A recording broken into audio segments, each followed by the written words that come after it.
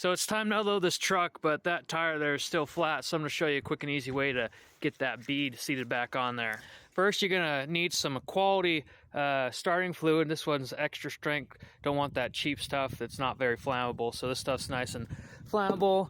Floor jack, a lighter. I'm using a propane torch, makes it easy. And then an air source, got an air tank down there. Start by jacking this up, and I'll show you the rest of it.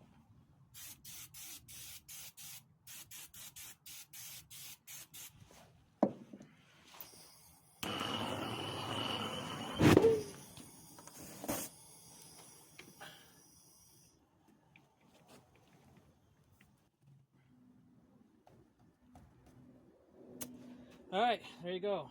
Back on the rim. Pretty simple. Just don't be stupid about it, and you shouldn't hurt yourself.